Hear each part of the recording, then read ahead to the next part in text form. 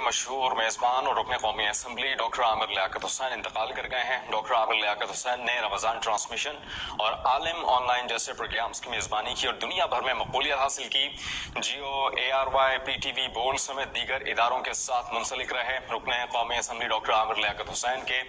سوگوار ان میں بیٹا اور بیٹی شامل ہیں۔ یہ افسوسناک خبر آپ کو دے رہے ہیں، مشہور میزبان اور رکن قومی اسمبلی ڈاکٹر عامر لیاقت حسین انتقال کر گئے ہیں۔ میزبان اور رکن قومی اسمبلی ڈاکٹر عامر لیاقت حسین انتقال کر گئے ہیں۔ ڈاکٹر عامر لیاقت حسین نے رمضان ٹرانسمیشن اور عالم آن لائن جیسے پروگرامز کی میزبانی کی اور دنیا بھر میں مقبولیت حاصل کی۔ جیو، ARY، PTV، بولڈ سمیت دیگر اداروں کے ساتھ منسلک رہے۔ رکن قومی اسمبلی ڈاکٹر عامر لیاقت حسین کے سوگواران میں بیٹا اور آج ہم رپورٹ آ جائے گی، مکمل کر لیا جائے گا پوسٹ مارٹم، اور عامر لیاقت کے اہل خانہ کے حوالے سے کیا کہا جا رہا ہے کہ اب وہ اسپتال پہنچ چکے ہیں؟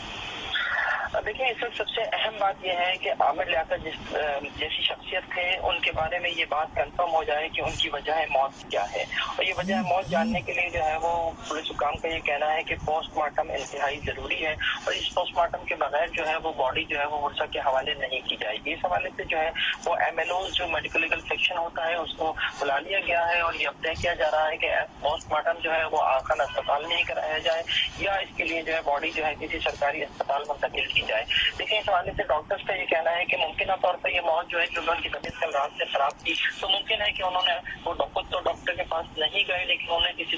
کوئی دوا لی ہو جس کا اوور ڈوز ہو گیا ہو، یا کوئی دوا کا ریئیکشن ہو گیا ہو جس سے جو ہے ان کی طبیعت جو ہے زیادہ خراب ہوئی اور اسپتال پہنچنے سے پہلے جو ہے ان کا انتقال ہو گیا۔ تو اس وقت جو سب سے اہم بات ہے وہ یہ ہے کہ عامر لیاقت جیسی شخصیت کی موت کی وجہ جاننا جو ہے وہ پولیس کے لیے، حکومت کے لیے بہت زیادہ ضروری ہے، اور اس کے لیے جو ہے وہ پوسٹ مارٹم جو ہے وہ کرانے کی تیاریاں اس وقت کی جا رہی ہیں۔ اس میں ظاہر تھوڑا وقت لگتا ہے، اور MLOs کے یہاں آنا ہے یا باڈی کو وہاں منتقل کرنا ہے، اس حوالے سے ابھی کوئی فیصلہ نہیں کیا گیا ہے۔ جیسے ہی کوئی فیصلہ اس حوالے سے ہوگا تو پھر اس کے بعد پوسٹ مارٹم شروع کیا جائے گا، اور پھر پوسٹ مارٹم کے بعد جو ہے ایک ابتدائی رپورٹ آئے گی، لیکن اس ابتدائی رپورٹ میں وجہ موت آ تو جائے گی، لیکن اس کو کنفرم اس وقت کیا جائے گا جب کیمیکل ایگزامینر کی رپورٹ آئے گی، جو باڈی سے اجزا لیے جائیں گے انہیں کیمیکل ایگزامینیشن کے لیے بھیجا جائے گا، اور وہاں سے جو کنفرمیشن ہوگی اس کے بعد یہ رپورٹ آ سکے گی 3 سے 4 دن میں کہ عامر لیاقت کی وجہ موت ایکچولی ہے کیا۔